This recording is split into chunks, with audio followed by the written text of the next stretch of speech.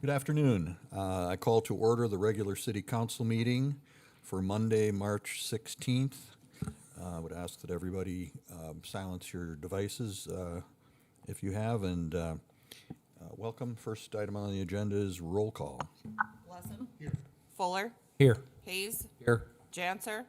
Here. Olson. Here. Hittner. Here. Samuelson. Here. All right, please join me in the Pledge of Allegiance.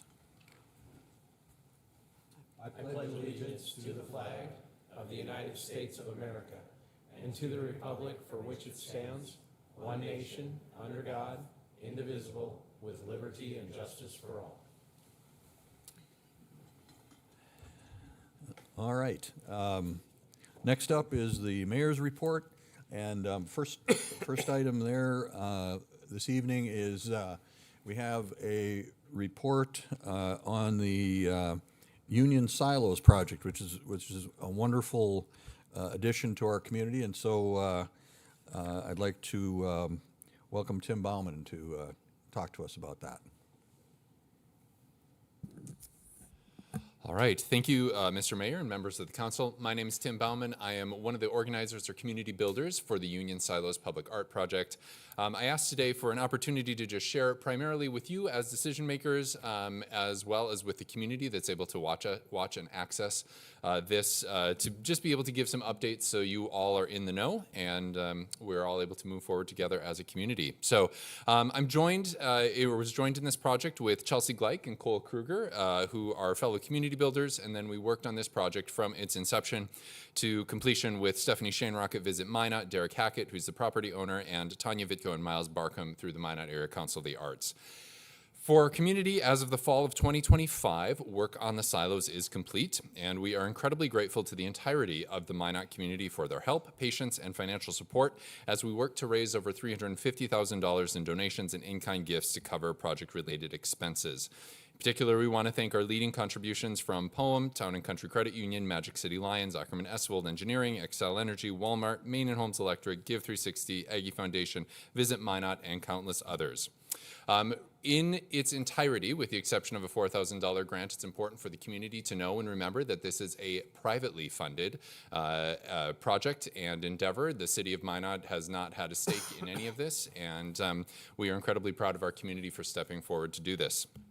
Looking forward, the community can and should expect the following additions to the location.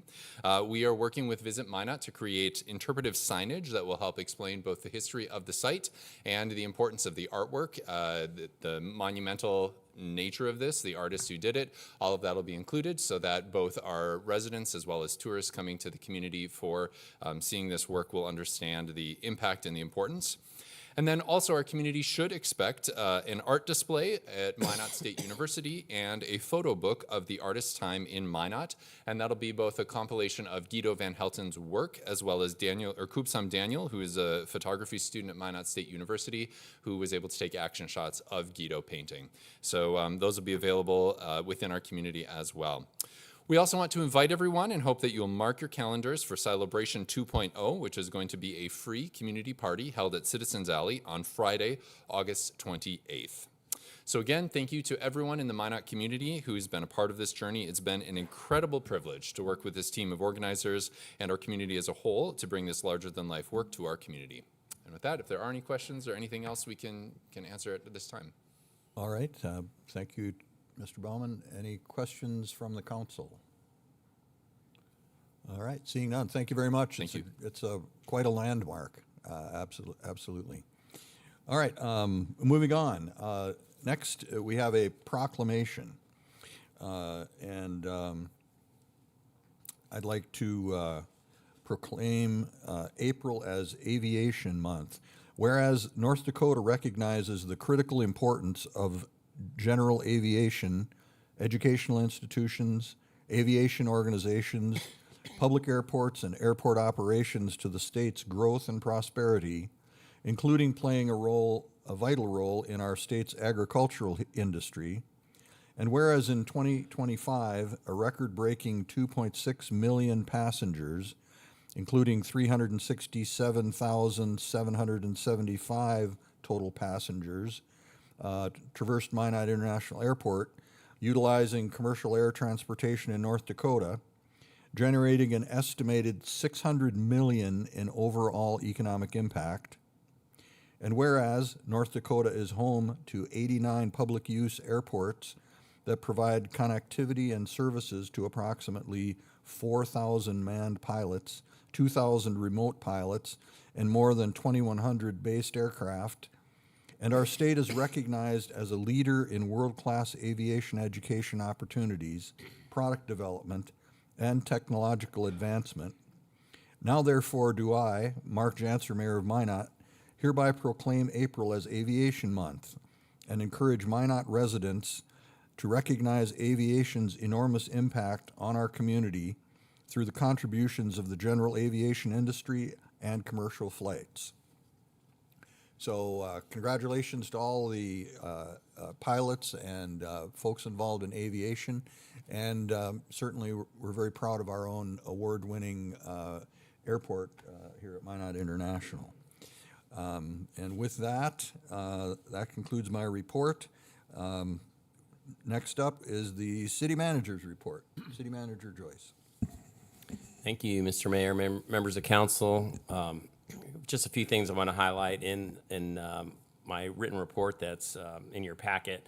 Again, I just want to give a huge shout out to Brittany Thurston of our HR team for spearheading our first leadership development cohort that we've had over the past 6 months. So we had graduation, and then we heard their capstone presentations a week or so ago. So what was really neat about this is that we had 16 individuals from 13 departments represented. So that right there, makes you stand back a little bit. I mean, 13 departments, that just kind of to show the diversity of services that we provide the great citizens of this community. And it shows the type of people we have that want to learn, they want to continue to develop. And, this was kind of mainly kind of a fire captain / foreman type of group. So these are the sort of individuals that are, helping us build our bench so we have future leaders in the future. So that's really good news. I had time to get together with the executive team for an offsite, a few-hour offsite, just to get together and step back from the day-to-day operations, the 50-meter target, so to speak. So we stepped back for a few hours and we reviewed the previously identified performance goals and strategies that we had identified under our former city aspirations, and we just ensured that they landed in the proper bucket and that all that good work didn't go to waste. And so now department heads have identified which of those that they're taking on themselves, and potentially even putting some of those goals and targets into individual performance plans for their teammates.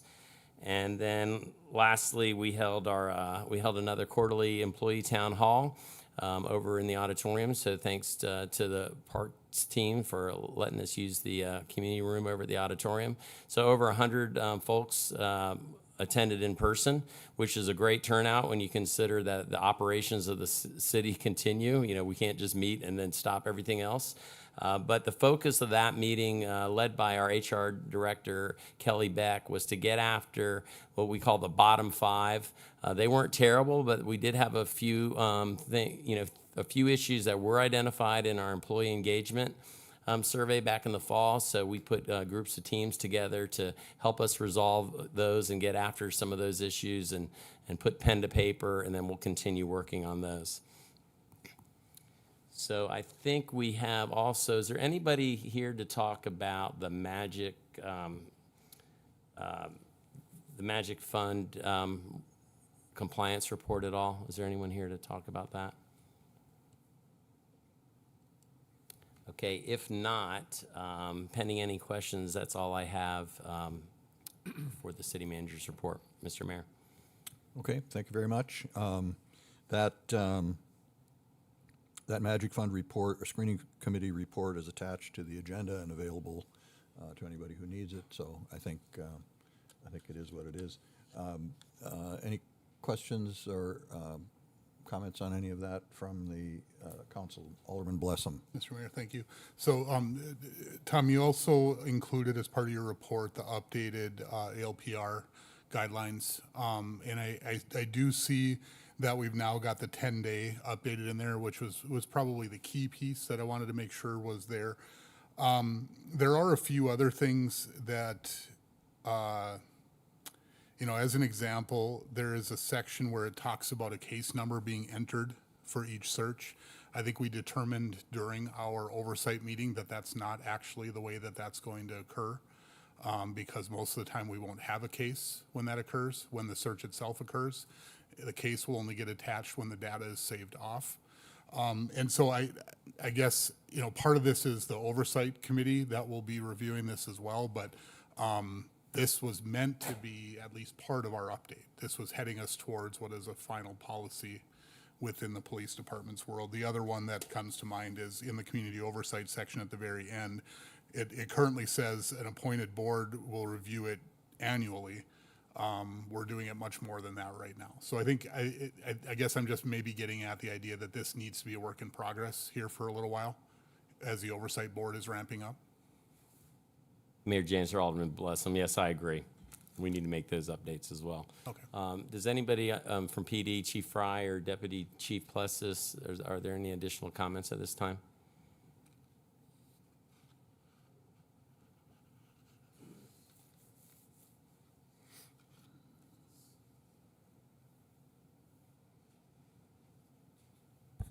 Mayor Janser, Alderman Blessum. Yes, the policy is going to be a work in progress. I would agree that some of the things like the case number, despite the fact that there might not always be a case, there is always an incident and those numbers are the same. So it would still be applicable that we could enter a number in there.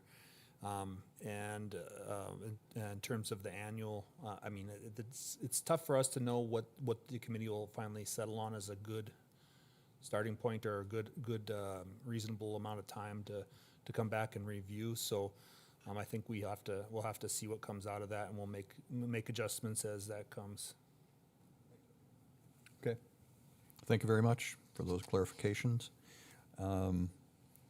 Seeing nothing further, we will move on to our consent items. Item 5.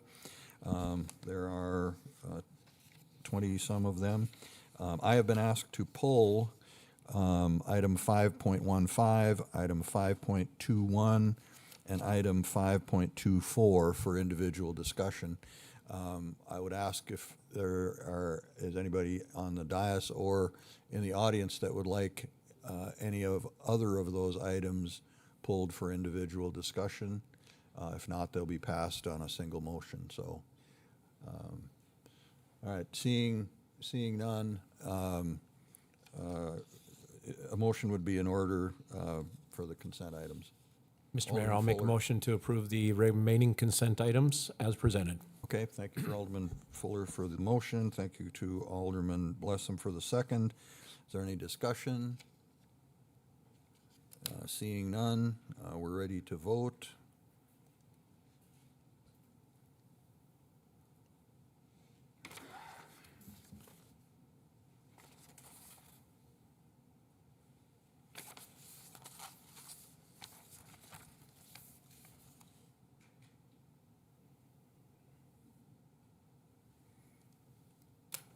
The motion passed unanimously.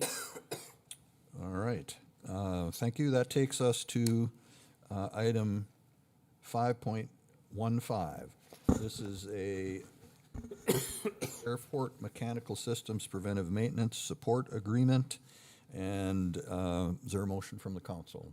Mr. Mayor, Alderman Samuelson. I would like to make a motion to direct staff to get new quotes for a 2-year contract option. Second. Okay, we have a motion and a second. Discussion. Alderman Samuelson. So the reason why I'm doing this is, as looking through this when this first came up, I was more curious. We have a contractor that has, been doing the maintenance on this since the airport opened. In fact, I believe that they actually installed most of this equipment. But there were no totals as far as what the quote was from that contractor. So I reached out to Jennifer, and then I got some information back from Maria. And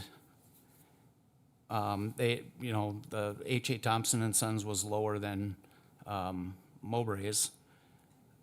Part of the email, or what I was looking for, is the 3-year totals. And what I was told is that the 3-year proposal was requested during the contract review process. And once the initial quotes were provided, you know, they wanted to seek a 3-year. And Mowbray's was never included in that 3-year proposal. So I'm, I guess, requesting that they be included in that. Okay. Any other discussion on the motion? City Manager. Mr. Mayor, and thank you for that, Alderman Samuelson. Jennifer, are you here? Can you come forward, please? As Jennifer's coming forward, I would also request that maybe don't limit us to the 2-year ask. One of the things that we're looking at doing with our service contracts is to get an initial contract, so that'd be the base year, the term year, and then have an option for years 2, 3, and 4. It's an option that either side could back out of, 30 days in advance or what have you, but it gives you a planning factor in the total value of the contract, and would in fact be considered when you made when the bid was made, and then we open the bids or what have you, or when you get the requests for quotes, you'd be looking at that. But, I agree with Alderman Samuelson that in this case, it didn't necessarily work that way. I believe, and Jennifer will correct me if I'm wrong, that we asked for 1 year, we got 1 year, and then we went to a negotiation, which, for years 2 and 3, and while nobody had any ill intent on it, it didn't necessarily follow an established process, which, we have a new contract compliance officer. We're trying to establish some new processes in the world of contracting. So I would just, after you hear from Jennifer, you consider, allowing us to have more than 2 years, but maybe a base plus, 3 or 4 years, whatever we think is appropriate, and we put that out to bid for everyone. Jennifer, over to you, please. Yeah, Airport I mean, Director? a base year would be appropriate, and then options for multiple years beyond that base year would be fine also. One of the things, if we do it that way, we would most likely have to do the RFP process, which will extend the time when you'll see this contract back at City Council, because it will take, we have to publish it, and it has to be, it's a different process because of the dollar amount associated with it versus the informal quotes that were allowed under this particular dollar limit.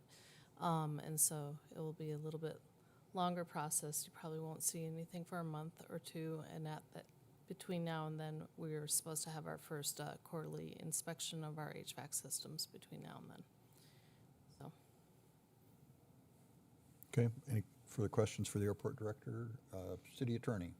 Just as a point of clarification, because I've heard it mentioned just in conversation, was this bid or did you procure quotes? We procured quotes because it was under that that $20,000 to $50,000 limit for the initial quotes. So there was no advertisement for this contract that necessarily went out. Was it 2 contractors that were contacted, or were there more than There were 2? more, but only 2 of them actually provided us with quotes. Okay, and that's all I wanted to provide for the council, just for clarification. Yeah, and the other option the City Council could consider is just reverting it back to the original one-year contract. We've already contacted H.A. Thompson to make sure that was okay with them, and they were fine with that also. If the City Council would want to do that instead and just do a 1-year contract, and then we'll go through the bid process for a multi-year. The other option that we've been talking with Public Works also, has HVAC system quarterly maintenance and quarterly inspections on the rest of the buildings within the city, and so an option could be we do a citywide version of this. And so City Attorney. just another point of clarification. So I think the motion on the floor is to get quotes, right, Alderman Samuelson, for a 2-year option. And it would be from the 2 vendors that submitted quotes previously. Is that correct? That's correct. Okay. do I need to, per procurement processes, do 3 quotes or attempt to get 3 quotes? And if they come in above 50,000 total, then have to So do I that. think there were only 2 that submitted this time around, correct? I mean, my recommendation is if there are other vendors that you'd like to procure quotes from in the interest of securing the lowest bid, it would probably be prudent to do that. But I mean, I'd lean on the motion maker if there's any further direction too that you want to provide, Director Ekman. Alderman there- Samuelson. There really isn't. I found it kind of odd, and I guess the only other word I would say is unfair. The fact that, you know, when we're looking at, I guess, changing what we requested for a quote, that they both should have been involved. I don't know how much it would change anything. You know, I just look at the past increases and stuff like that. But anyway, I think in fairness, it should have been requested from both of them. And I wasn't aware that it hadn't been requested when I had asked for multi-year information back from the original quotes. Pardon me? I had not realized the employee who had gotten the initial quotes had not requested multi-year from both vendors. Sure. Okay. Yeah. So I apologize Yeah, for that. not intentional, but it happened. It was not intentional. Alderman Pittner. Thank you, Mr. Mayor. So just to be clear, when this went out, when quotes were procured, both individuals, both entities had bid it at a 1-year process, and then upon acceptance, we added on the additional time for the agreement? We were given the 2 quotes, and then when I was looking at the contract, I had asked the person who'd gotten those quotes, why is this not a multi-year? Is there a way we can do a multi-year? And then he got additional quotes from the one that was the lowest bid, but hadn't procured additional quotes from the other entity. Continue. Point of clarity, should this have been a multi-year from the beginning? I would say yes. Okay. I didn't realize it wasn't a multi-year Okay. when Just wanna make we sure I initially had gotten quotes. Alderman Fuller. Thank you, Mr. Mayor. Just real quick, Tom, to your point, so then are you asking, because Scott made the motion and I seconded it, are you asking for maybe a friendly amendment to it that would allow you guys to get a 1 with a 2 and 3 year add-on option to it? Is that how you would like it, or a different way maybe? Mayor Janser, Alderman Fuller, yes, and even if it was 3 years, if you're okay with that. Again, we're trying to get down a path where we have multi-year contracts. So we're reviewing a contract in depth, once every 3 or 4 years, looking at the total value of the contract. So let's just, for rough math here, I can do 25 times 4. I can figure that out. So it was $25,000 a year, and it was a base year plus 3 option years. The total value of the contract would be $100,000. And in that case, it could exceed our request for quotes, and we really would do, to Jennifer's point, it would be a closed bid practice, right? Which could stretch it out, and that's okay. We can figure out how we get from here to there in the near term to have the inspections done, et cetera. But yes, a friendly amendment that allows us to decide whether it's 2 or 3 year extension would help us to get to the desired end state. Alderman Samuelson.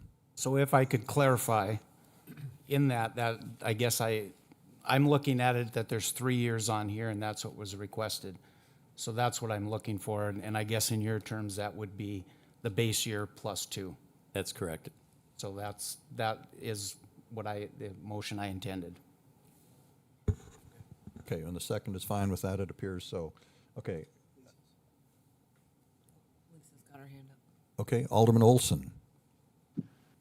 Thank you, Mr. Mayor. Just a quick question. I guess I'll start with a comment. My preference would be to stick with a 1-year contract and make the changes for the future, because I would think now that when the quotes have been submitted, we know what the numbers are for each company, and we've created an unfair situation with this as well.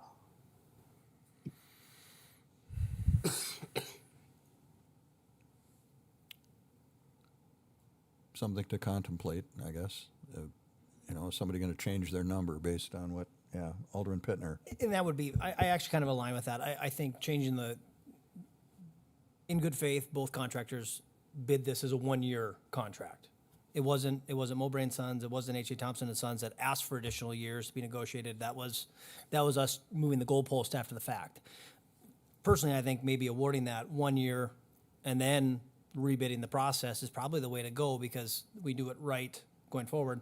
Yeah, the numbers are out there. I mean, it's all public information at this point. I guess, do we know what Mowbray and Sons number was? Should that be Yes. should that be disclosed to the public as well? I mean, we all know what H.A. Thompson and Sons was. So again, I mean, I would actually be probably partial to with the airport director's idea of awarding this as a 1 year and then changing this moving forward with Alderman doing the full Samuelson's. process, yeah. Mr. Mayor, if I could. Alderman Blessing. Yeah, I don't necessarily have any issue with that, although I want to weigh that with what the city manager's saying, which is that having to keep redoing this also has some cost and some effort alongside it. So I guess I'd like to hear from you a little bit on what your preference is between those two, because my take on it is let's make sure that whatever one we're going to accept, it was on a level playing field. Both of these options give us that, and I guess I would defer to staff on whether getting to a 3 year now is better, or if doing one and then having to redo it this time next year is okay. Mayor Janser, Alderman Blessum, it's almost 50-50, but maybe it's a little bit more. So my point was, if we went with the base plus 2 year and put that out now, and we did not award the 1 year, we would then have to sit back as a staff and say, how do we get after these services that we need to get after now? Which, I'd have to talk more with Jennifer. Like, which of the services can we not wait a couple months? So we really need an inspection service now. It's close to critical versus just preventive maintenance.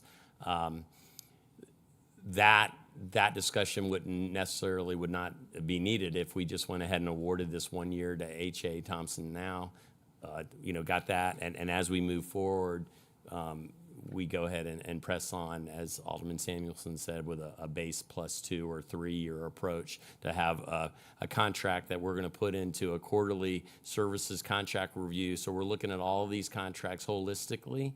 And I'll just echo a little bit with that, what Ms. Ekman has said, that, by looking at all of our contracts holistically, at a big picture, some of these things are going to jump out at us like, why are we not doing that? Why aren't we looking at one contractor to go inspect multiple facilities, right? That's just by scale and economies of scale. That should be to our advantage, right? We have less overhead. And I think by having those type of quarterly reviews, those things will jump out at us, that sometimes when they're coming in onesie, twosie, they don't jump out at us as much as we'd like them to. So it's just something that we're going to move forward to in our cadence, to have an overall holistic review. But again, to answer your question, I think we could get after either way, but more than likely the simpler way of doing it right now would be to award the 1 year to H.A. Thompson, and then as we move forward, sometime in the next few months, start working towards a multi-year contract. Yeah. So, Mr. Mayor, if I could, so my vote on this right now, because this is the motion on the table, will be yes, that I want a level playing field. This one gets us there, where approving the item as is does not. If it were to fail, then I'm open to that as well, because I think we do need to move forward. So as long as one or the other ends up passing, I'm good. Okay, further discussion. And so City Attorney. just to clarify the motion on the floor, it's to get quotes for a base year and 2 year option, 3 year contract total.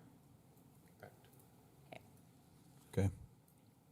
All right, I think everybody has that understanding. Thank you, Airport Director. Thank you, City Manager. Any further discussion by the council? Seeing none, it appears we're ready to vote on this item. Let's go ahead and do that.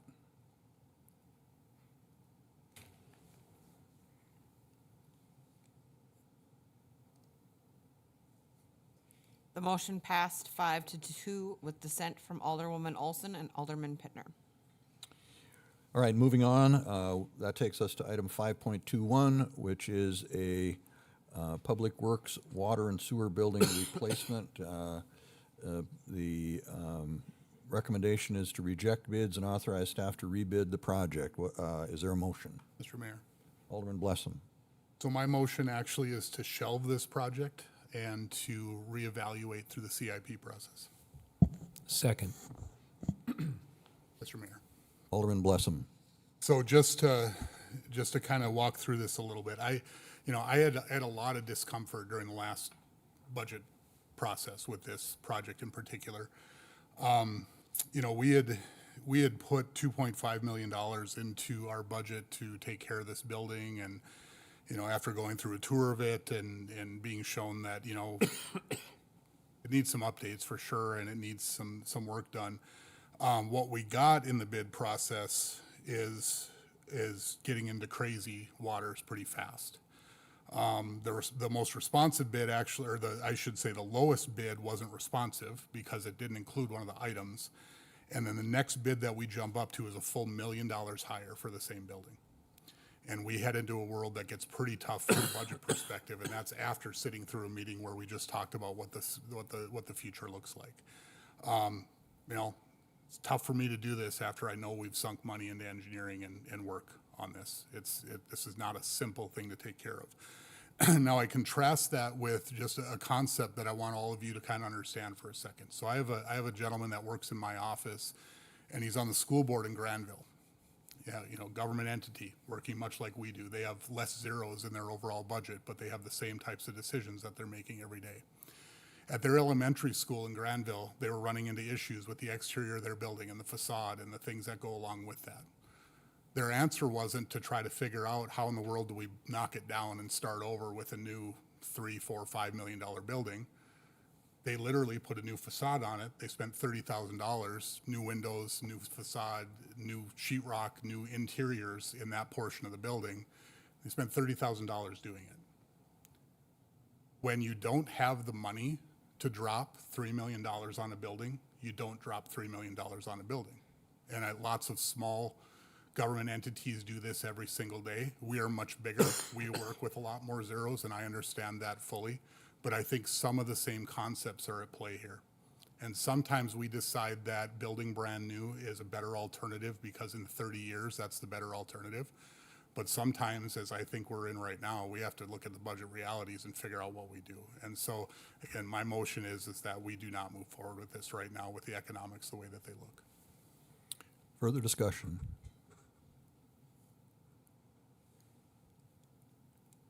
All right. Motion on the floor is to shelve this project and review it through the CIP process, correct? All right, apparently it's time to vote. Attorney? Just as a point of clarification, Attorney. so when we're shelving the project, we're rejecting the bids at present, correct? That is correct. Yeah, I Right. guess whatever that takes. Yeah. Again, I wish I always had every piece, but yeah. No, it's all good. I that's the just whole wanted to point. make Yep. sure that we were all on the same page. We're rejecting the bids and putting the project on the shelf for a later time. It'll be rebid if we do decide to revisit it. Add that. Pardon me? Should I add that to the motion? Is Yeah, to reject? if that makes more sense for our records, sure. I think it would be good to just clarify. Okay, thank you, City Attorney. Any further discussion or need for comments or changes? All right, seeing none, it's time to vote.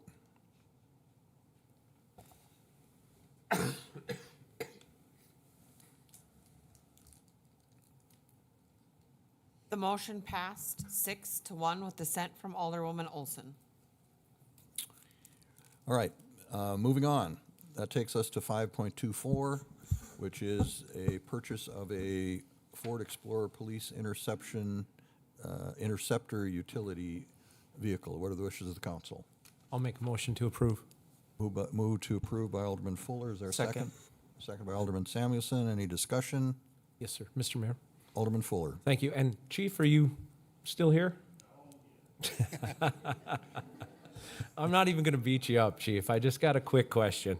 So we have a lot of vehicles down there already. And again, we're talking about the budget crunch and everything we're in. Is there any way, shape, or form we have a vehicle that we could maybe that isn't a Ford Taurus, but like one of the cruisers, you know, that we could turn into a K-9 unit instead of buying a new one, or is just we don't have it right now?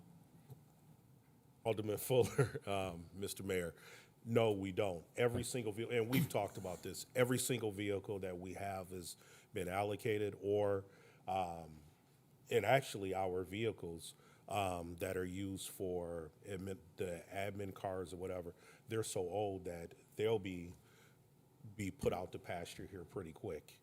So we're trying to keep recycling these vehicles and keep them going as much as possible. But every single vehicle has been allocated, and this was just one that was so beat up that we had to move it forward. Okay, thank you, Chief. Mr. Mayor. Alderman, Thank you. Alderman Blessam. So Chief, while you're here, I guess this raises a slightly different question for me along the kind of path that we've been on and are on with our squad vehicles. And again, forgive me if my numbers are off slightly, but we're somewhere in the range of, we were, say, around 70 sworn officers. We're now back a little over 80. I think, you know, it's worked out well. You've done a nice job of getting the department staffed up, and that's been a good thing. Along with that, though, in the budget, we added 5 vehicles, and that was a slightly different purpose, which again, I'm on board with. We want our SWAT team to be ready to respond, and it was easier to do that with a take-home vehicle than it was responding, and so I can get there. The part that I find a little bit curious, and it kind of feeds into this then, is when we went from, say, 70 to 81, 82, whatever that number is right now, we didn't get a request for a bunch of new vehicles, which tells me that we already had the vehicles for the 82 on site, and we didn't need more. And I'm having a little bit of hard time understanding that. As, again, we got a theme going here tonight, and it started with our meeting before. In a world where we are feeling the crunch across everything that we do, I think one of the most important things that we've got to have is an understanding of where we sit. And so can you help me understand that a little bit of how it is that we didn't need vehicles when we got a whole bunch more staff? Mr. Mayor, Alderman Blessam, as you start to look at the bodies that are being added, they're not bodies that are actually used right away. So if I hire a police officer today, they're not functional on their own in their own vehicles for 8 months to almost a year from now.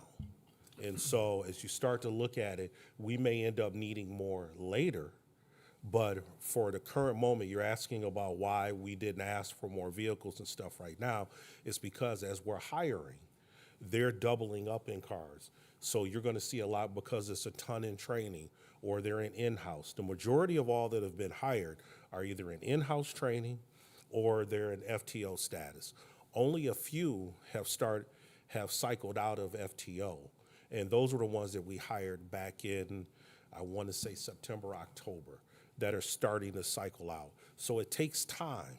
And so at some point we will have to come to you and say that. But in the meantime, being fiscally responsible, we're going to just keep piecing the vehicles together that we have and moving them along and riding two to a squad until these folks start coming out. And that's going to be a much longer process. I hope that explains. No, I think it does. I guess to the city manager, is that kind of jiving with your picture here? Because I think again, we're already seeing, we know the numbers that are coming just from the staffing side of this, and it's, you know, and we knew this. I remember sitting right in this seat talking about when we get them hired, we're going to have dollars that are going to start flowing through because we're fully staffed again. You know, does that align with your timing for 26, or do we need to start adjusting now for that? The staffing's one side, but the other side is the equipment. Do we have to start adjusting for equipment to be fully staffed? Right. Mayor Janser, Alderman Blessam. Yeah, as we discussed earlier, you know, it's really a zero-sum game. So as we're looking at everything with the police department, so I'll be able to look at their January and February 2026 budget to actuals soon. And then kind of piece that into what we believe what we had as their annual budget for 2026. But as that starts to creep up versus everything else we're doing, we may have to put a pause on some of these things, just to be straight up. So sometimes the desired equipment that goes with the desired increase in patrol officers may not happen on your one-to-one basis, as the chief mentioned, that he desires. And we've talked about this. The chief and I have talked about it. We may have to just kind of touch the brakes a little bit to get to a settling point and kind of figure out where we are, especially as we talked about earlier today, as we're building the 2027 budget. We don't want to get too far out in front of ourselves that we haven't given ourselves room for maneuver across all the general fund departments. So, Mr. Mayor, just to continue that then, so, Tom, given that, the question in front of us right now is one vehicle outfitted a very specific way for a K-9. And again, I think we all know the value of that, and that's good. When you look at the overall picture, is this decision the right one today? It's on the agenda, and as we've talked about, when it's on the agenda, I typically look to you to say, Right. yes, this is my approach, and I'm good with that, but I just want to verify that. I think for this case, Mayor Janser, Alderman Blessam, for this specific case, because this is a special SUV, right? It's specific for K-9 use, that this gets after a specific need. And as the chief said, if he can't really retrofit any others to meet this need, then I would recommend approving this as recommended. But when we get back to other vehicles and some of the other things that the chief has planned, we might have to take a different look on the best use of the overall fleet for the police department. Okay. Alderman Hayes. Just for clarification, if you had 70 officers previously and we're up to 80, the new officers, how many patrol vehicles? Do they share vehicles? Is it by shifts to where you're increasing your patrol officers, but are there vehicles that are used for one shift and that these new upcoming patrol officers will share that vehicle? Mr. Mayor, Alderman Hayes, yes. They all share through rotating shifts, and so that's what adds the wear and tear to the vehicles. I understand the process of wanting to just keep our fleet as is, and we've talked about this, that the goal is to add the vehicles. I get it as costs, but you save in the long run because these vehicles don't have to be replaced. The problem you start to run into when they're running 24 hours, and as we add bodies, all these vehicles will be running 24 hours, whether they're two-person squads or not. I come from a land where we run double officers in a car for safety purposes. So I'm not opposed to that either, if that's what I have to do. But letting you know that as they run constantly 24 hours, you're wearing down that lifespan of the vehicle as well. You're adding the miles, you're wearing down the lifespan. So there is a trade-off. So we just have to determine what the trade-off's gonna be. Continue. So currently with the patrol vehicles, do you see in the near future a need for additional vehicles?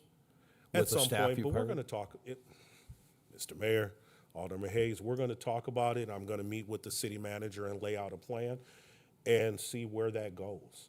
But there is nothing definitive that we've talked about. I'm meeting with my staff this week to go through every part of the -3 and all those other things to see where we're at and how we can do this.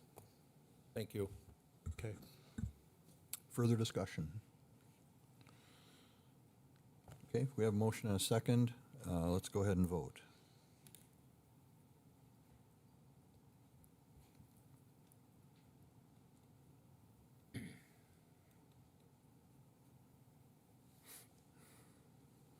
The motion passed unanimously. All right, that completes our consent items section, and we're moving on to section 6, which is the action items. Our first item is the Assistant City Attorney Contract Renewal for Legislative Matters. Is there a motion? Mr. Mayor, Alderman Blessam. I'd like to move alternative one, which is to solicit proposals. Second.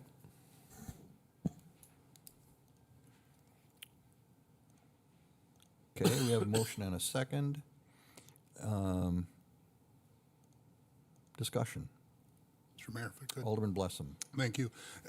Again, this is one of those spots where I think just from time to time we need to make sure that we're going out into the market and getting market rates and what is available to us. Mr. Gettle has done a good job for us. He has seen the city through many big things over the years and has been a good liaison. And I've enjoyed working with him.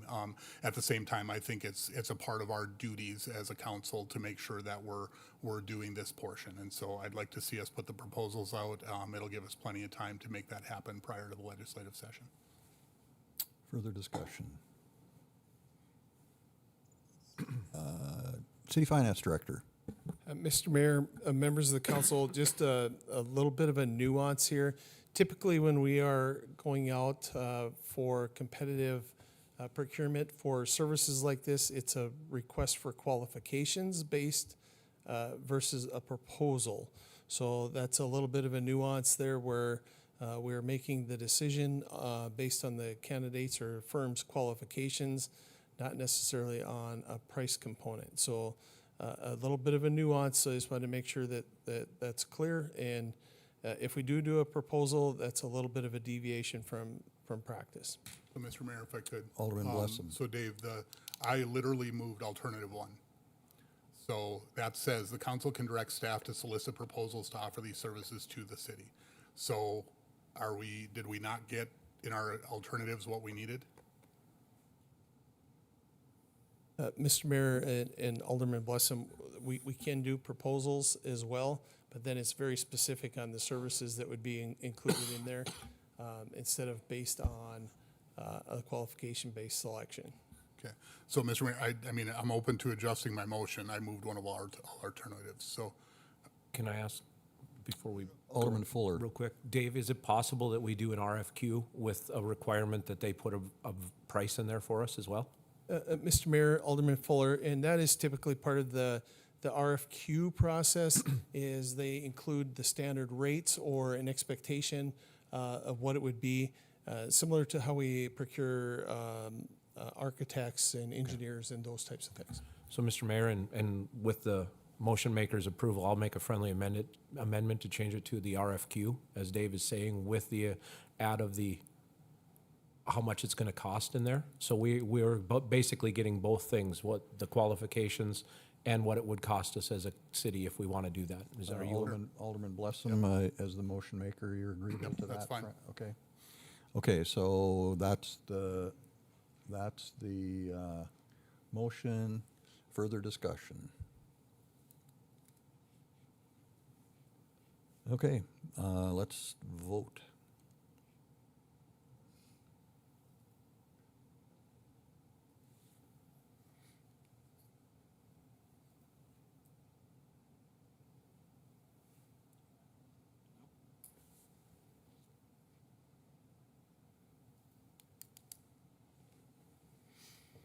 It might have froze up, so I'll just call the roll. Blessam. yes. Fuller. Yes. Hayes. Yes. Janser. No. Olson. Yes. Pittner. Yes. Samuelson. Yes. The motion passed 6-1. Okay, moving on. Item 6.2, alcohol ordinances, a status update.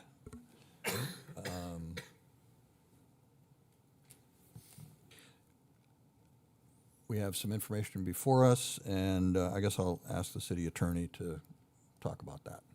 So, Mayor Janser, members of the council, so this is just a check-in with the council to let everybody see the latest draft that we have of the alcohol ordinance. We've been combing through it here kind of weekly, and it's starting to, we're starting to have difficulty seeing the forest through the trees with all the citations. So what we've done is we've continued to go through it. I've already seen one in section 5-46 where The subsection reference will need to get amended to 5-17, but everything else here, as we've looked through this, appears to be in the order that I think from a staff perspective, we're okay with. So we wanted to provide this draft for everyone to review, see if we're ready to queue this up for second reading. The memo itself kind of describes what the council directed us to do back in January, which is to modify the supper club ordinance language to retain the seating requirement of 150 or more patrons, or require a server or waiter that takes food or drink orders at the table. That has been amended in the definitions portion of the ordinance. We also have some draft ordinance language regarding special event permits and are including either a cap on the number of off-site permits or a clear definition and framework outlining their appropriate use. And then there's also information in the memo about establishing this alcohol steering committee that meets quarterly. So I'll leave it to the council to kind of discuss like how you want to take this, Mayor Janser, these particular items, and we'll await direction. Okay. Council, what are your thoughts? Alderman Fuller. Thank you, Mr. Mayor. Well, honestly, Steph, I've started going through it, but boy, there's a lot to go through. I mean, I'll be honest, I'm not ready and prepared to vote on it tonight without finishing reading through it, so that's just where I'm at. Oh, and if I may, Mayor, so we're not anticipating a vote on second reading or anything tonight. It's just if you see something here, you want to provide some more direction, you have questions for staff that you want us to take back and continue to research. I've had a couple of questions asking, are you going to vote on it tonight? I've told people no, that we are not. So my request would be that we do not queue this up for any type of a second reading tonight. It would be at a future date. Yeah, City Attorney, I guess maybe I'll start with a couple of things. One is, I think the special event permit needs to be for a special event and not sort of a continuous operation with a special event permit. And so I guess whatever rules need to be in place so that it has either a duration, of a reasonable amount of time or something like that. I think I would be in favor of making sure that is included. Alderman Blessum. Oh, I'm sorry. You want to go City first? Clerk. Michaela, go ahead. Well, I just wanted to let the council know that above and beyond the 40-some pages of ordinance, I did provide I think it was like a 3-pager where I just kind of clipped what other cities did for special event permits. And I outlined it in the memo, a few ideas. When you're going through this and thinking about things and changes, try to keep in mind what staff this will add additional duties to. Is it something we're going to enforce? Who's going to be the one to enforce it? Because what we found at the committee was there was a lot of really good ideas, but it had consequences down the road of different who's going to do what, and if it's not something we can enforce, maybe we need to think about something differently. So I just wanted to let everyone know that I did provide what other cities do. Some are very strict, some are not, but I wanted everyone to know that that's on the agenda. Yeah, that's appreciated. Mr. Mayor, if I can. Alderman Blessum. Thank you. The thing that seems to me is that once we made the decision that we're going to leave caps and we're going to be in this very heavily regulated world, we invited ourselves now to write every last line of ordinance, right? That's the world we're in. So as we head down the special event permits now what we've got to navigate is, okay, well, they wanted the businesses protected. They had value in their licenses, but they also want the alternative to be able to run off-site on an ongoing basis. So now we've got to whack that mole. And then the next idea will come up, and we're going to have to go after that one, and we're going to have to write new ordinance. We're going to have to write a new line. We're going to have to sit up here working as, with the city attorney's help, being lawyers trying to write language, which is what we did in one of the previous meetings. I'll just be honest. I'm not excited about the prospects of that. we're so far down the rabbit hole now of trying to figure out how to navigate this and leave a workable solution for the business owners that, I don't know. I guess that's more of a comment than anything else, Mr. Mayor. I don't have the right answer here, but it really doesn't excite me to try to write this special event set of rules, because I think all that we're doing is we're setting up the next set of rules that the loopholes will be found in, and then that's how it will operate next. Or we could have had a license that you could get for $3,100 and you could do whatever you like. That was my thought, but we didn't choose that path. Further discussion, further comments? Alderman Pittner. I guess you guys asked for direction, so I guess I'll give some, I don't know if you need a motion, so you guys tell me what you need. As far as number 3, including an alcohol steering committee made up of license holders, I just think we're opening a loophole to self-policing. We want these things regulated. We want our police department to have the teeth to, if there's somebody doing something not allowed, it's brought to our attention, not we'll go talk to them. We'll go make sure that they stop doing what they're doing. I don't think that's in the best interest of what we were concerned about, what the concerns were, safety and regulation. So do you just need direction from staff, or would you like a motion to strike that from this memo? Mayor Janser, Alderman Pittner, I mean, you can certainly move to strike it. So the use of a steering committee, the last steering committee I'm aware of worked through our land development code. So they would meet, they'd kind of comb through it and determine what works, what doesn't. It was made up of a group of builders. And so that's what I think was envisioned when initially this concept of a steering committee came up, was that it would be a group of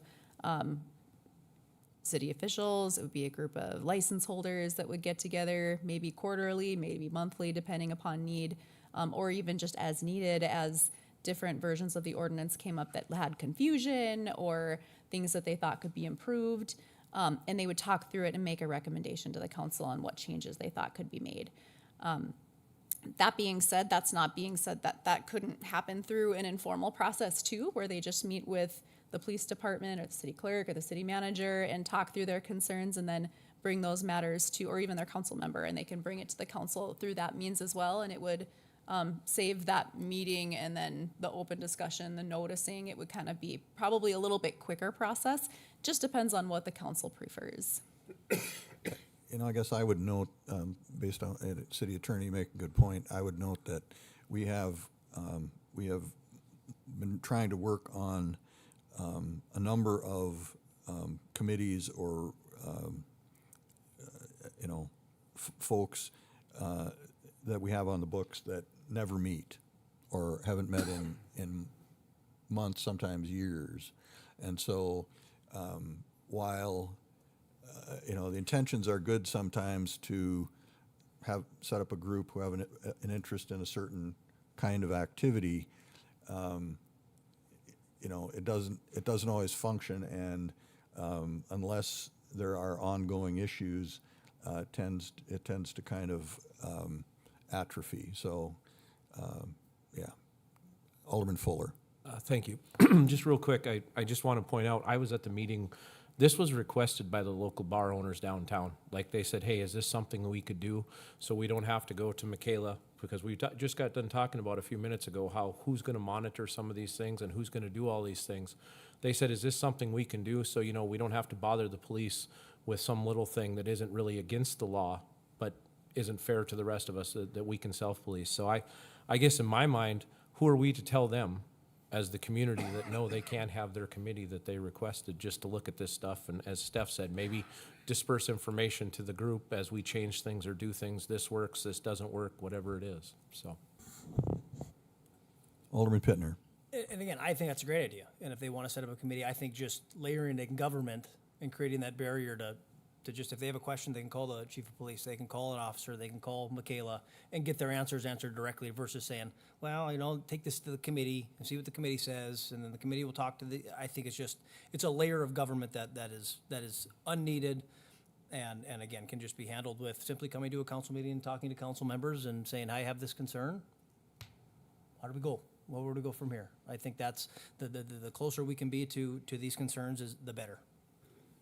Mr. Mayor, and for that matter, you know, the Downtown Business Association could do this today. There, you know, we got plenty of them, and in fact, some of these would probably be involved anyway. And, you know, they could do that. They could have as part of their meetings and have that discussion and say, hey, let's send this up to the council and see what they think. I think we'd all be open to that. City Clerk. The one thing to state, this got brought up at a committee level when we had the alcohol rewrite committee. West Fargo or Fargo, they have a committee, a liquor and gambling board in their ordinance, and they're the ones that start talking about the violations and things like that.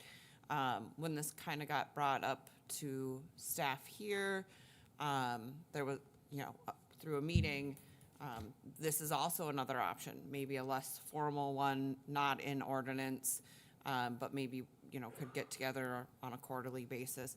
The other option that was discussed at the committee meeting, but maybe never hit the ordinance because they didn't know if it needed to, but maybe council could decide for it to, was to have city staff hold a once-a-year town hall. Like if you're a license holder, it's not mandatory, but if you want to come, if you have questions, if you want changes, then, you know, there would be representative from the police department, city clerk's office, anyone in the licensing process of it could come, you know, probably a city attorney to talk through ordinance language if they have things like that. That would also be an option where it's like a once a year, this is when we're gonna do it, let's all get together.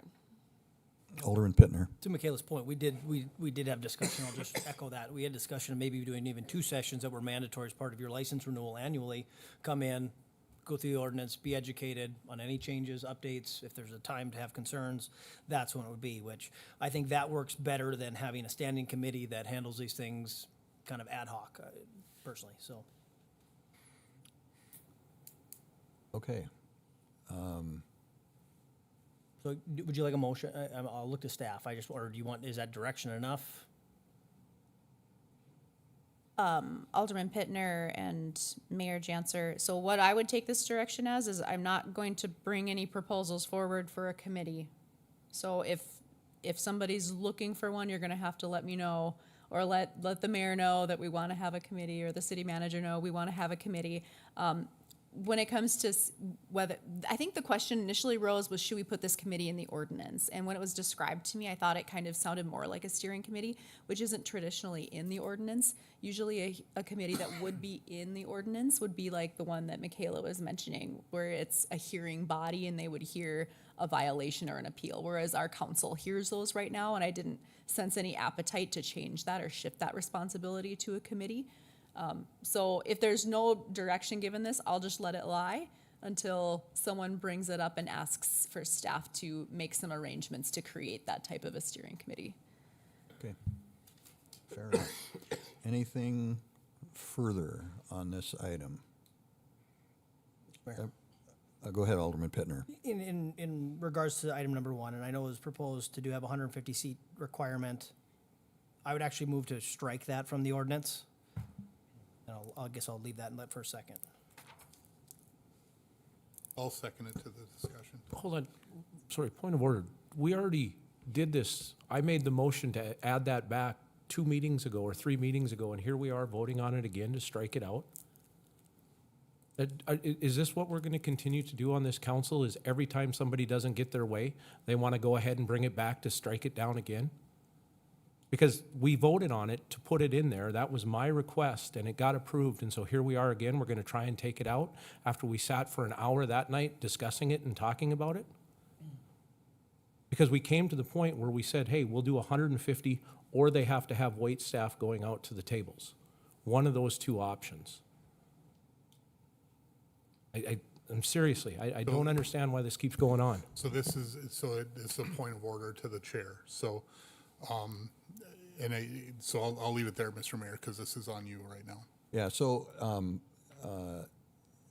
just to verify with the city attorney, this sounds like another one of those reconsideration of the same vote kinds of things.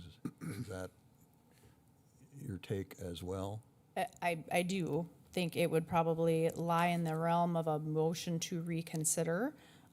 So what I'm gonna do though, Mayor Janser, is I'm going to bring up, I'm plugged into Dia 7, if the PIO could bring up my screen and just show the supper club language as it currently exists in our ordinance, just so everybody can see it. And that it is optional language, as Alderman Fuller noted. So a supper club, as currently defined in this draft of the ordinance, means an establishment or enterprise that primarily operates as a restaurant, holds the supper club license, and either has the capacity to seat at least 150 patrons at each time, or requires a waiter or server to take food and drink orders at the table or counter where patrons are seated. So whichever one of those first two options you pick, you have to demonstrate on an annual basis that the gross sales of food are at least 60% of the gross sales of alcoholic beverages consumed on the licensed premises. Okay, so we've already voted on that.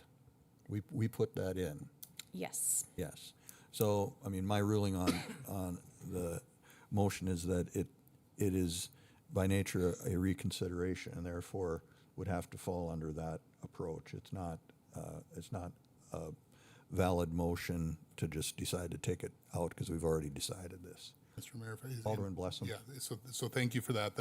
I think that makes sense. But one of the things I would like to say to the city attorney, as we are working through what a new set of rules looks like, one of the things that I think we have to work through, this is a very specific question that's being asked here, and I, with all due respect to the mayor, that is the right, I think, decision based on where we are today. But I think what we have to resolve for ourselves is, what does 2 readings of an ordinance mean? Because especially when you think of something like the budget ordinance. So we may make a decision on first reading of the budget, knowing our numbers a certain way, and then by the end have to make a different decision because the numbers no longer add up. And that second reading actually has to have a decision point that could literally be a reconsideration of something that happened in the first one. And in actuality, that's a little of what we had with some of the VERF discussion and other things that happened. So all I'm asking is, let's try to resolve that somehow in our writing, in our rule set, so that we understand this concept. Because I think as we sit today, I think Alderman Fuller's got it right that, yeah, it is. I mean, even if I did want to look at that, I think it is reconsideration at this point. But I think we can help fix that if we believe the 2 readings gives us a different way of looking at it. It appears to me that there are a couple of things that are, to your point, that are a little bit in conflict, in that, you know, we go along with one of these projects like the alcohol ordinance, and we decide certain things, and it isn't a second reading, and so therefore, you know, according to the way we normally take care of things with a first and second reading, we can change stuff. That's one argument. The other argument is, in some of the pieces that we do in doing that, we've made a decision. And if there's no, as you're talking about, a budget reason, or, you know, the numbers changed, the basis of it changed, maybe we shouldn't be able to change our mind on that kind of stuff, just without a reconsideration approach. Yeah. And along those lines, Mr. Mayor, I think that's part of why the rule set is what's so important, because we may just need to leave ourselves the ability to bring something back with a supermajority. Because then if there's agreement across the dais, then we're fine. It works out just fine, because then we're deciding as a group that, no, we have new information. It's time to reconsider what we're doing here. You know, I just don't think the way it's written today, we can do that. I think we are where we are. Okay, Alderman Pittner. And I'm fine with that. Again, my reasoning for that was for some of the reasons I cited at the last time we talked about this. You know, you go 150 seats, 60%. Again, you open this to any McDonald's, Hardee's, Burger King.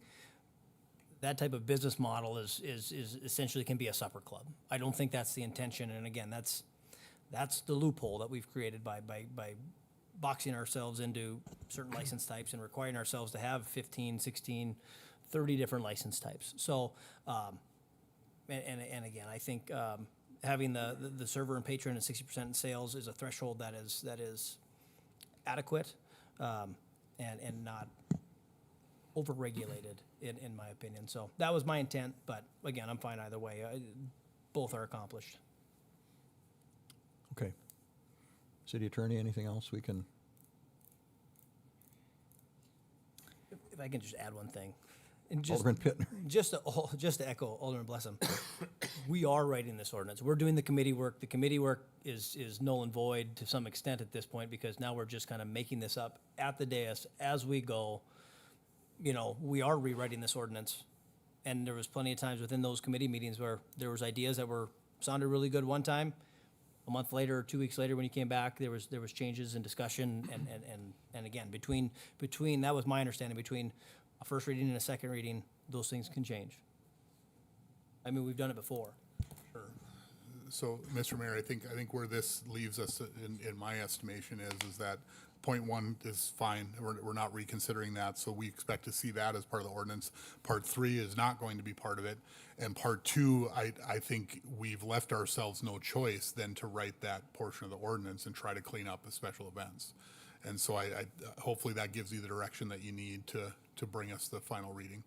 So in regard to special events, Mayor Johnser, if I may, and Alderman Blessam, I have no intention to change much in the special event ordinance unless there's something that a majority of the council really sees that you want to see different from as it currently reads of the ordinance. Like we have these other cities here that have different ways that they approach it, but if there's something that a majority of the council wants to give direction on specifically, I won't change it unless there's something that you specifically want to see changed.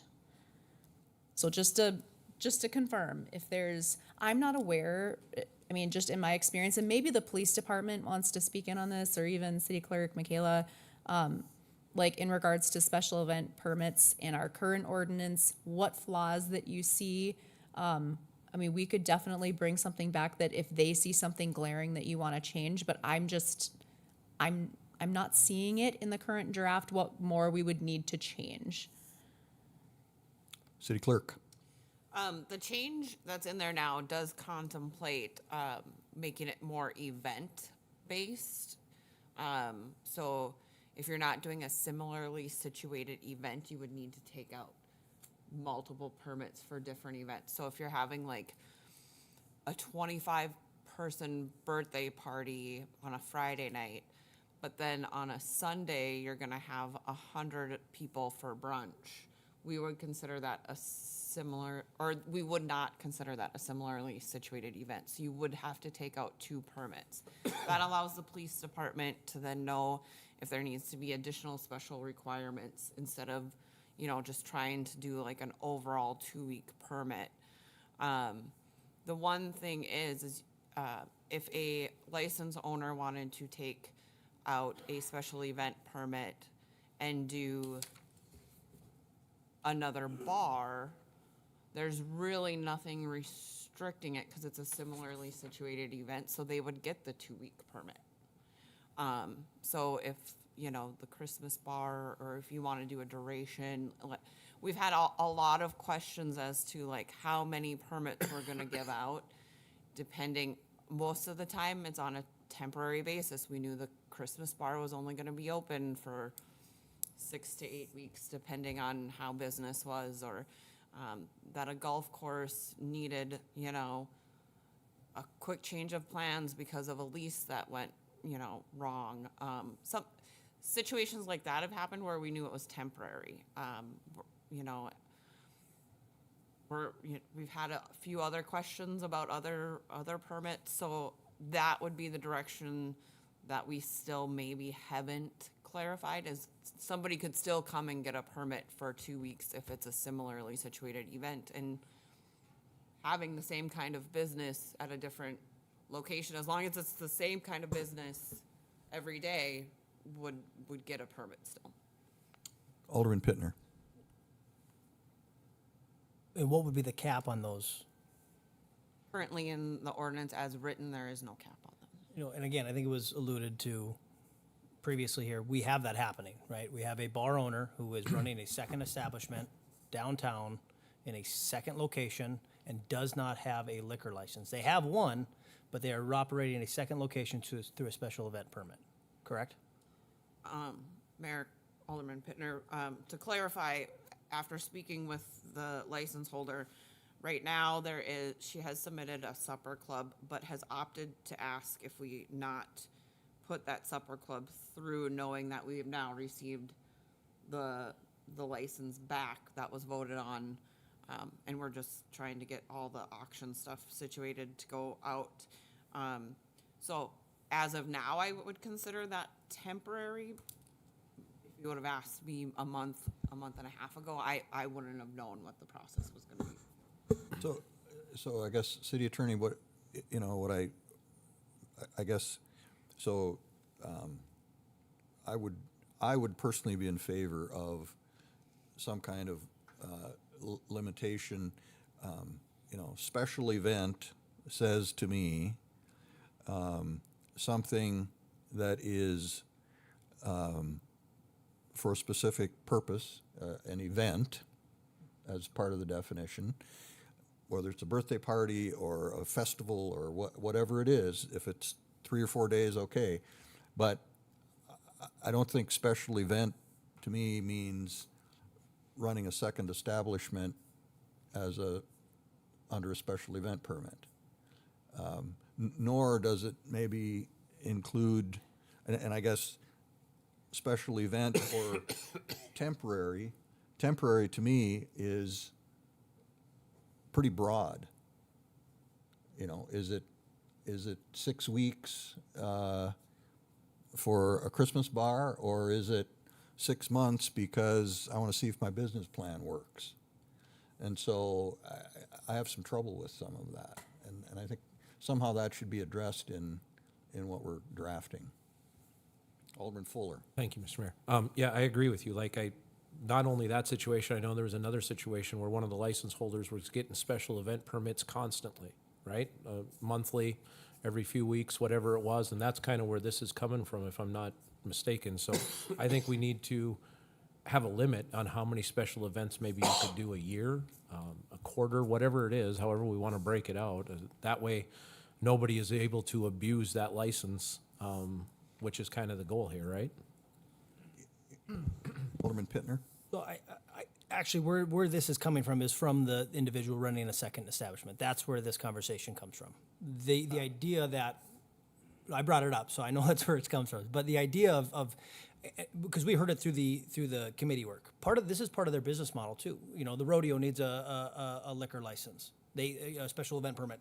They go to one of the existing license holders, and that's part of their business model, is to use this for community events, Citizens Alley, whatever it is, downtown, the auditorium.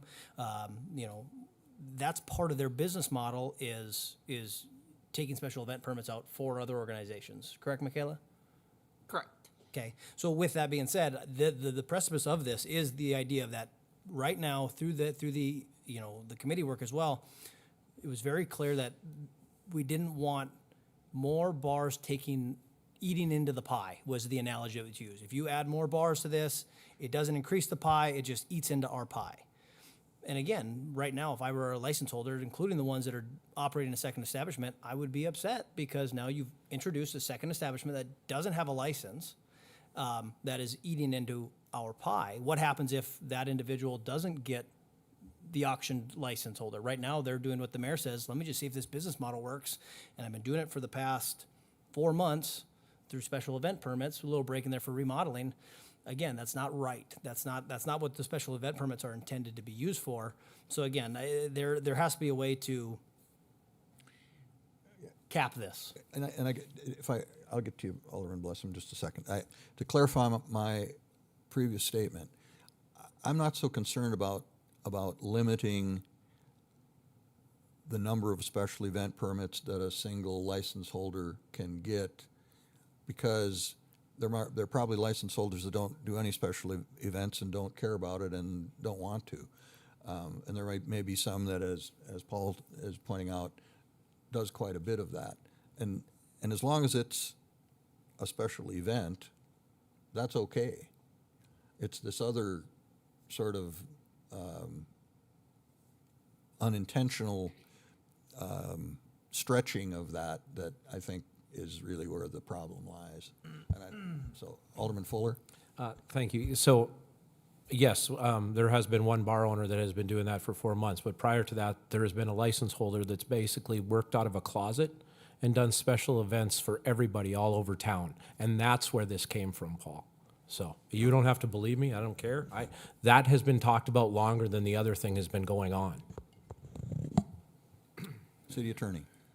Mayor Janser and council, so just to clarify, are we talking about a numerical cap on the number of licenses that each owner should be able to take out per year? Or are we just talking about wanting to reel in, like, taking out one special event for a 2-week period of time for one space over and over and over for months with no end in sight? And Mr. Mayor, and that's Alderman kind of Blessing, where I was sorry, headed yeah. here is, to me, the simplest way to answer all of these questions at once is for this council to debate and put into this ordinance, in my opinion, a number of days per year. I don't care if you do it all in one shot or you break it up and you do individual nights, but you have event days.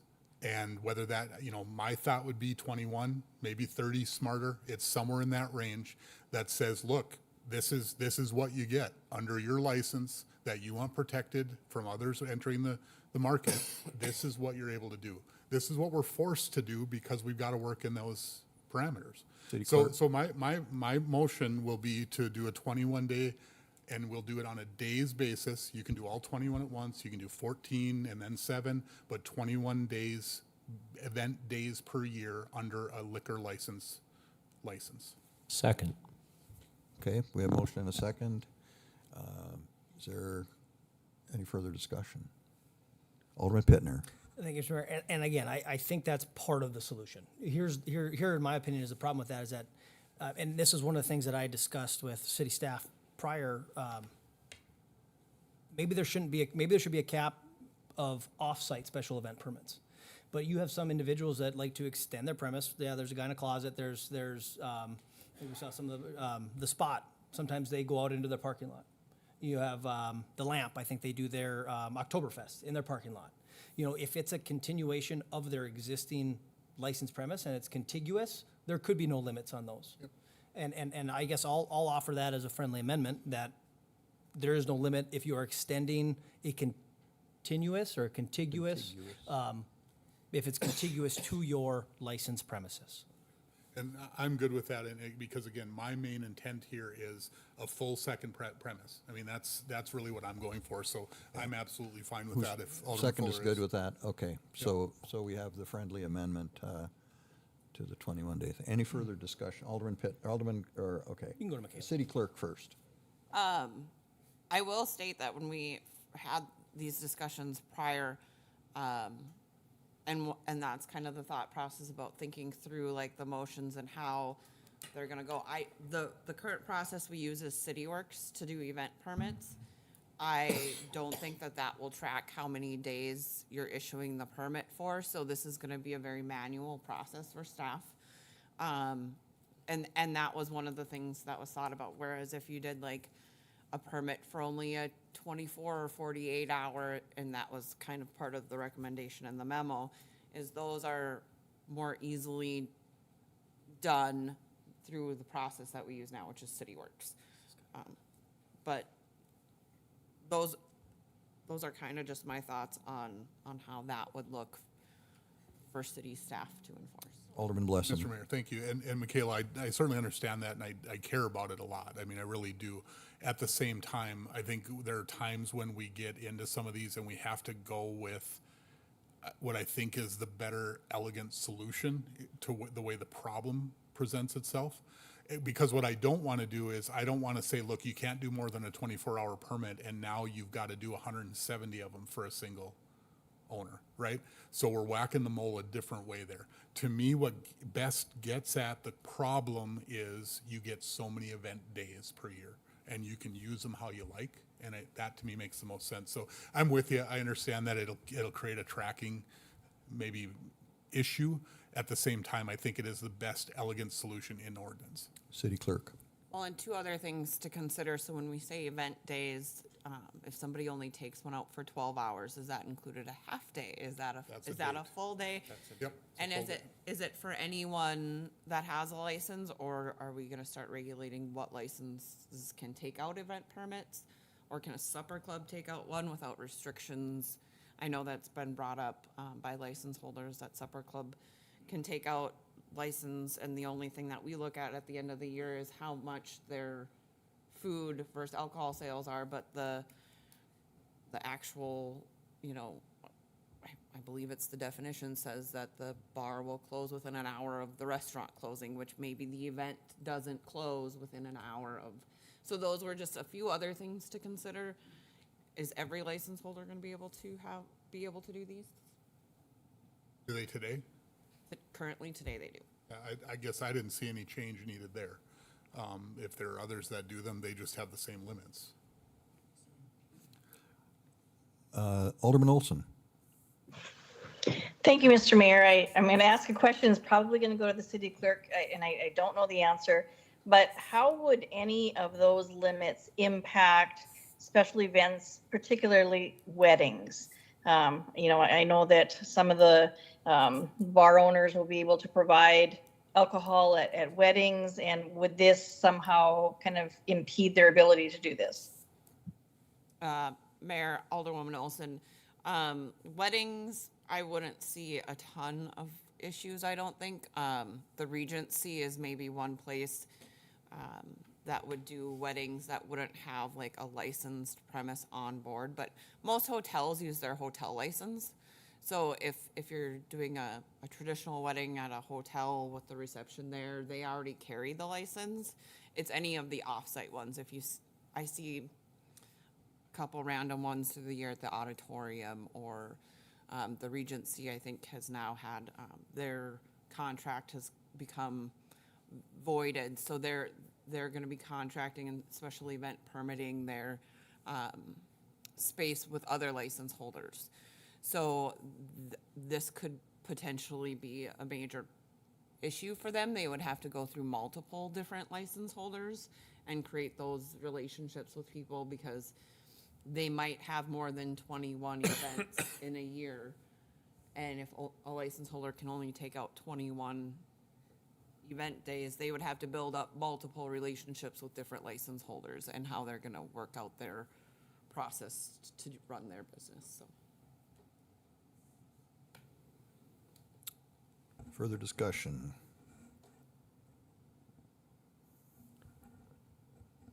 Okay, we have a motion on the floor.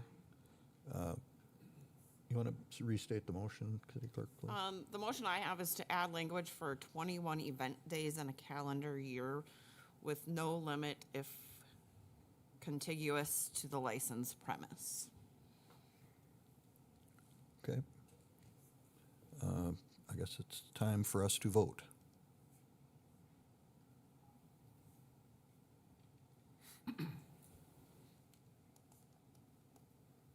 The motion passed 6-1 with dissent from Alderwoman Olson. All right. Anything further on this item, City Clerk, or we kind of got what you were looking for out of this discussion? I think so. I mean, ETA for a new draft before the council would probably be, at this rate with our agenda schedule, it would probably be the second meeting in April is when we could possibly queue it up for second reading if the council doesn't object to that, if we think we're ready. Okay, I guess, seeing no other comments, I guess shoot for that then. Okay, that will be the plan. All right. Okay, with that, we'll move on to item 6.3. This is approval of the year-end budget amendment. Is there a motion from the council? Move approval. Second. Moved by Alderman Blessum, second by Alderman Fuller. Discussion.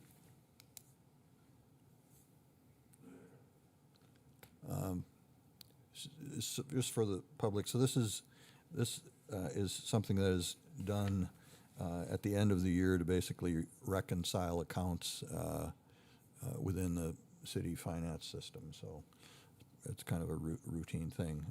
I see no further discussion, so let's go ahead and vote on the motion.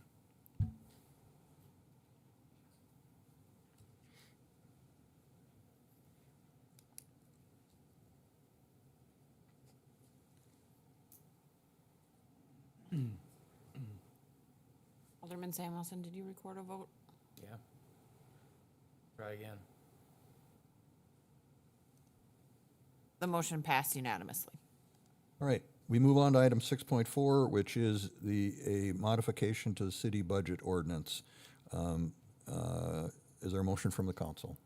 Motion to approve. Moved by Alderman Fuller, Second. second by Alderman Samuelson. Any discussion? Seeing none, we'll go ahead and vote.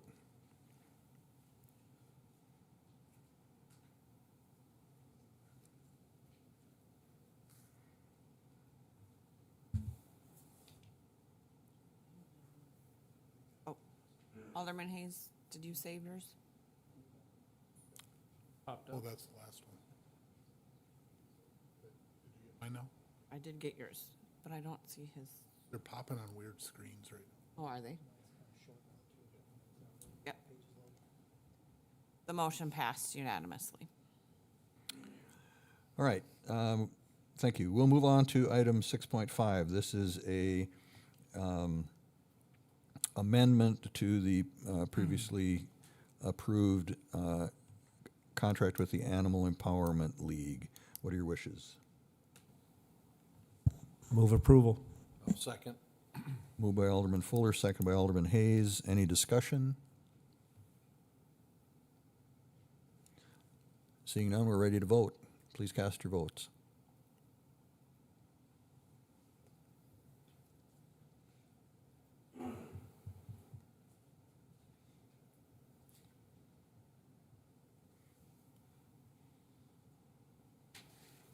Alderwoman Olson, are you not seeing it now?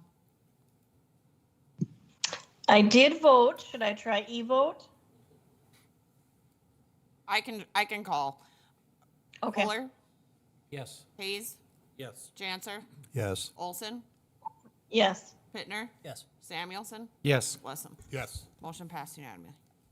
Okay, thank you very much. We seem to maybe be having a little technical difficulties here with our system, but.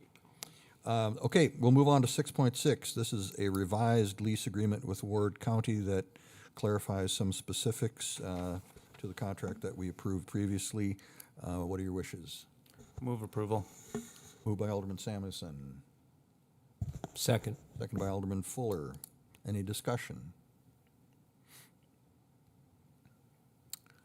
Seeing none, let's go ahead and vote on this.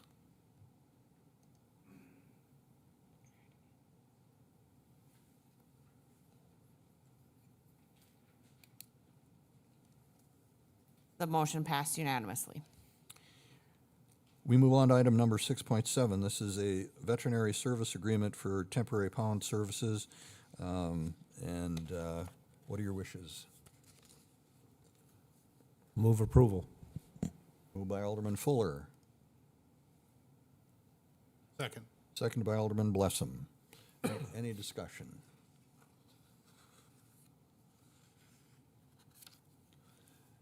Seeing none? Oh, I'm sorry, City Attorney, you have to weigh in on this? Go ahead. Apologies, Mayor, members of the council. So I just wanted to let everyone know kind of the intent on how this is just unique to what's being proposed here, because if you flip to the services agreement, there's not a fee schedule that's attached to it. So in conversations with the chief prior to the meeting, the intent is that the council is going to approve the draft agreement as he's able to locate veterinarians that are willing to sign and enter into this agreement.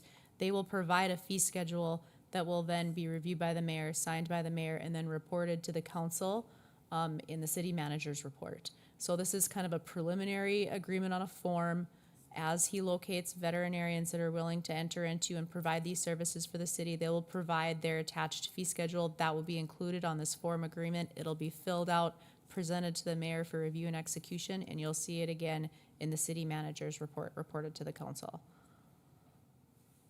Okay, everybody clear on that? Very good. Okay. Okay.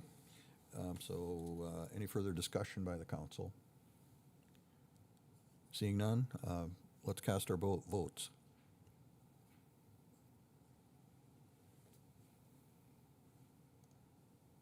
The motion passed unanimously. All right, that concludes our action items.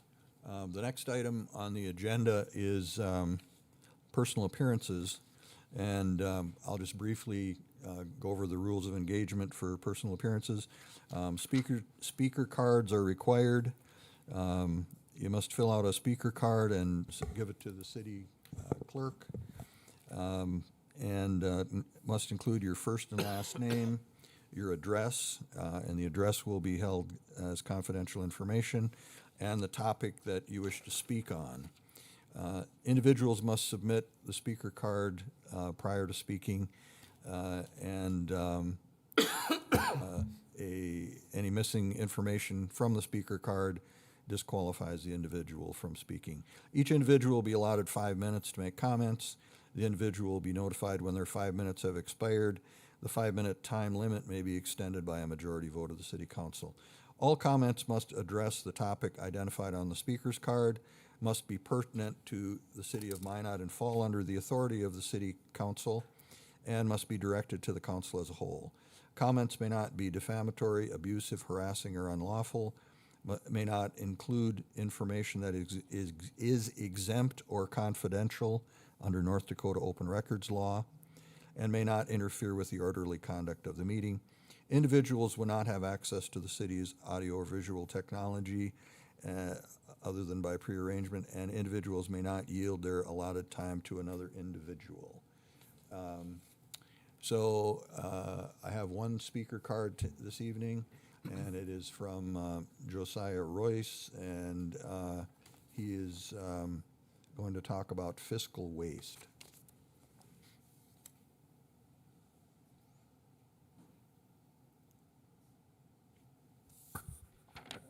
Good evening, everybody.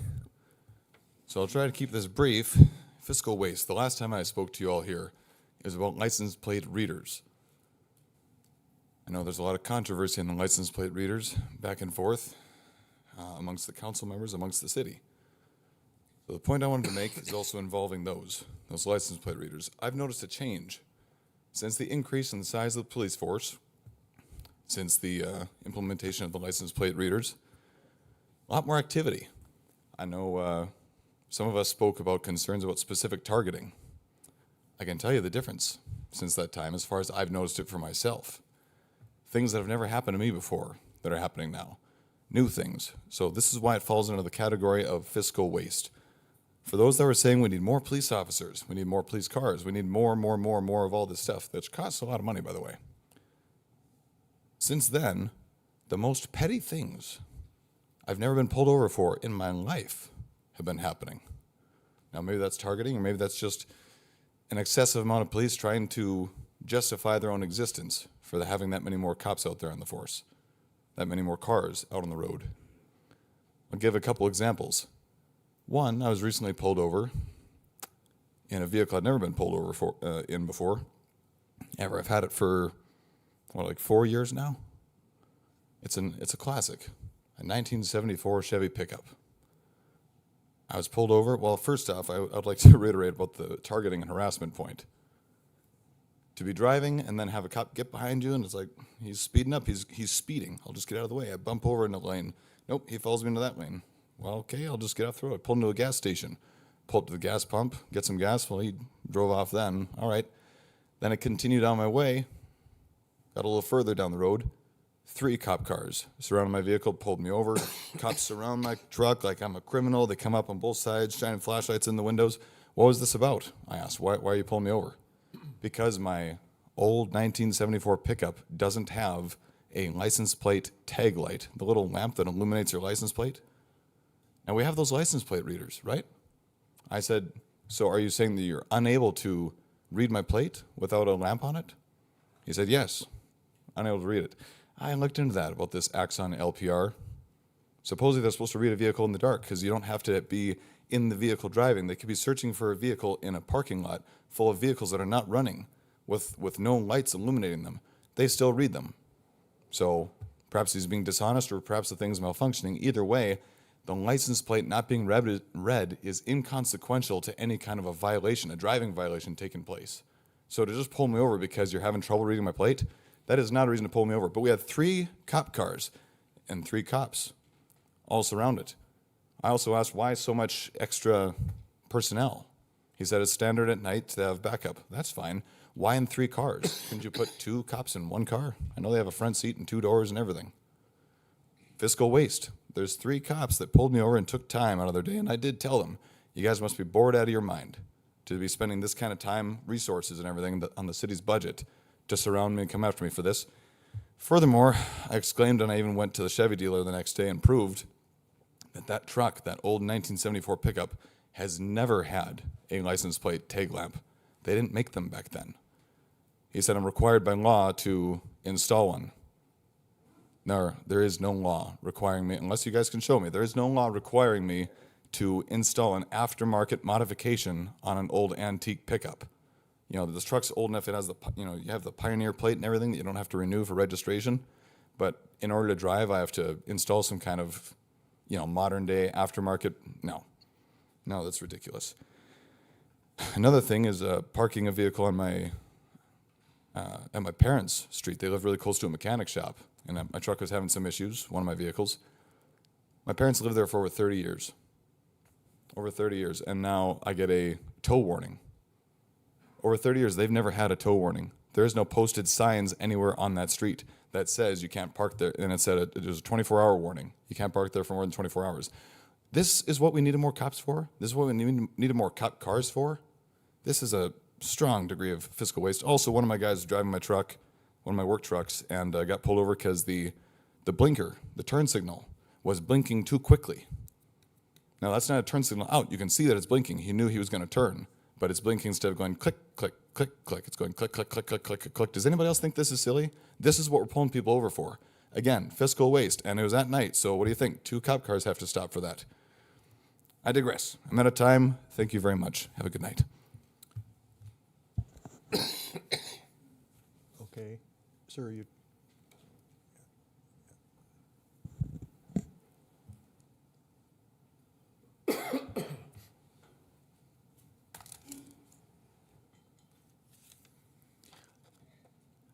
This is, next speaker is Carl Clemenson, and he is going to talk about special event permits. Sir. Hello, Mr. Mayor, Council. I run the Regency. I have over 21 contracted events this year. And we are in the process of hiring a new bar service to do the service at our facility. And we're going an exclusive model so we can maintain standards, operations, and just keep things safe. What we say at our facility is that we celebrate, we don't party. We bring in officers anytime there's a wedding with alcohol to make sure everybody is safe, make sure alcohol is contained. And the motion approved at 21, we haven't even finished booking December yet, which we have Christmas parties, which are just starting to inquire with us. So now I'm not going to be able to use the same bar service that sets our standards for service, quality, reporting. I'm going to have to jerry-rig this with multiple operators, with multiple POS systems where tracking gets complicated on our end. And just listening, it doesn't sound like any of you know how to produce an event. You don't understand the mechanics of producing events. And so you're approaching this backwards. You're looking at the problem, but you're not looking at why this problem exists within the event structure. There's a lack of licenses for what we do. I can't get a license as a caterer because I don't have a restaurant. I'm the only off-site caterer in 120 miles that doesn't have a restaurant. I can't get a license. I operate a venue. I can't get a license either for that because it doesn't exist in a license. So I depend on bar services who are following the law. Now, to address your point, Mr. Fuller, the closet is gone. I know that too. We ran the Christmas bar in partnership with the operator.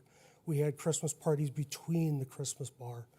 So we had all kinds of stuff going on. We treated the Christmas bar as an event because it was ticketed. It was this and this and this. It was a whole problem.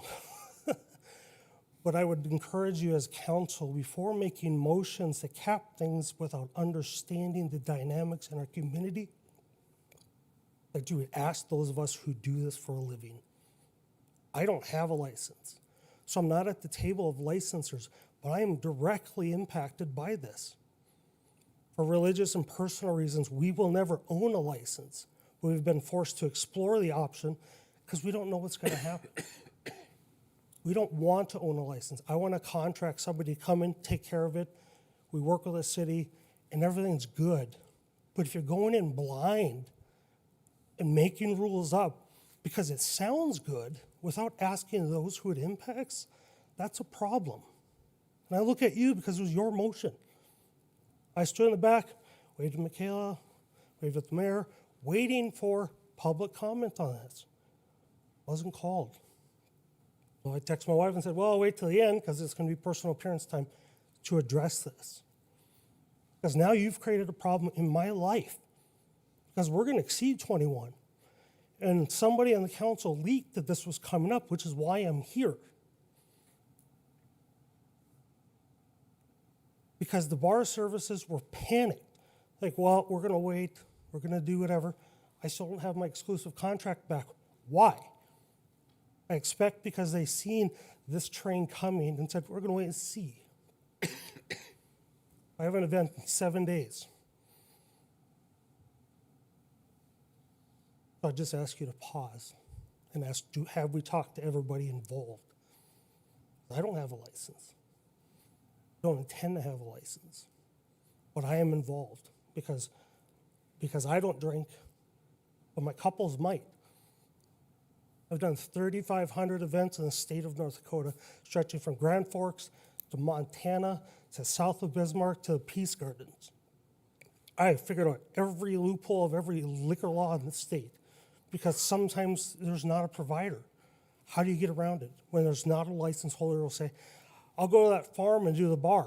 The bar doesn't want to go. What do? You figure it out, like all of us caterers do nationally. There are rules, there's processes, there's things that we do as operators that have made this work nationally. And I've learned from the best. So I'll get around it as an operator, but it's going to be ugly. So that's all. Thank you for your comments. I have no other speakers' cards, and so therefore we will move on. Miscellaneous discussion items, I have nothing. Mr. Mayor, if I Alderman could. Blessam. Thank you, Mr. Mayor. Just one thing that I wanted to point out. We had a momentous event this past weekend when the Minot High girls won the state basketball tournament. And so I just wanted to say congratulations to them, to, very special family member of ours, Lily Bell, that the state's MVP and, really kind of do everything for that team and to all the seniors. And so, Mr. Mayor, I would urge you, I've spoken to the coach, Jason Shores. They're available April 6th. I would love to see us have them in and say congrats and thank you from the council on that evening. Okay. Mr. Mayor? Alderman Fuller. Thank you. Two quick things. One, today I got a check from Chuck Venice, the Landing Bar and Bottle Shop, and the American Foundation for Wildlife for the city of Minot for $10,000 to help us with our pound services. So I wanted to give a shout out to Chuck, the American Foundation of Wildlife, and the Landing Bar and Bottle Shop for stepping up and helping the city out. So, and second, to Mr. Royce's comment, I just want to point out for everybody listening, the ALPR system hasn't even been implemented yet because the policy hasn't been agreed to. So I just want to make sure you understand that, Josiah. Nobody's tracking you down using the LPR, okay? Further discussion. Mr. Mayor? Olson. Thank you. So I'm in a unique situation now where I was the lone descending vote on the latest updates that Mr. Clementson was just referring to. And I voted no because of exactly the concerns that he just brought up. I cannot bring this back for reconsideration, but any of my colleagues could, and I would encourage them to do so. Thank you.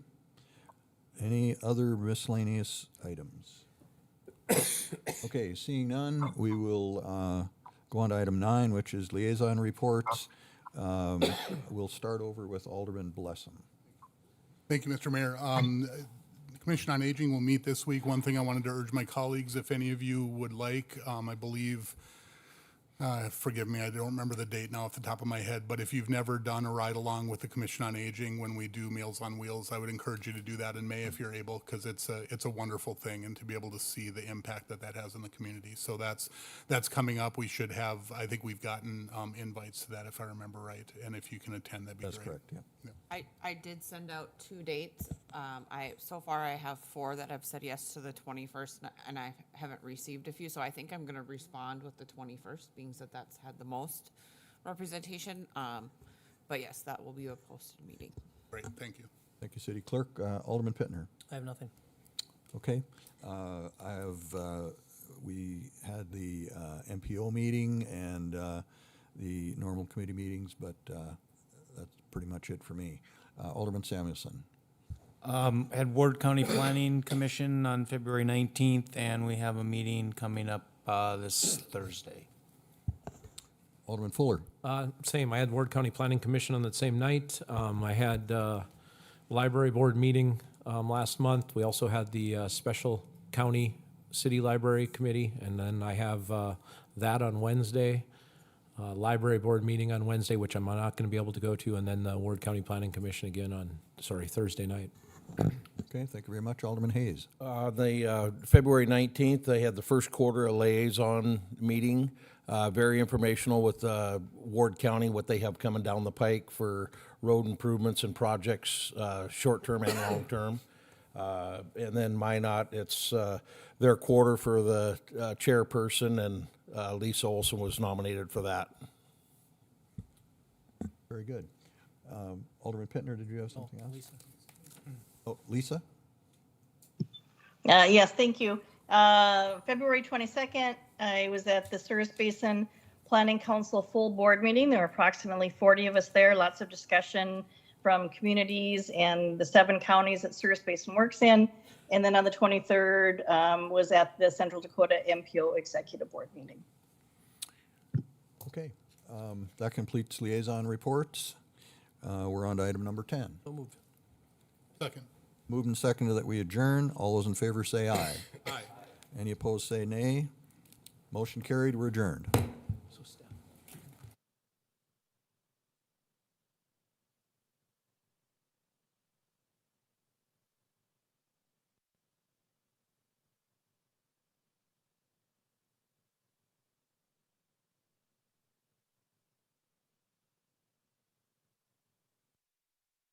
you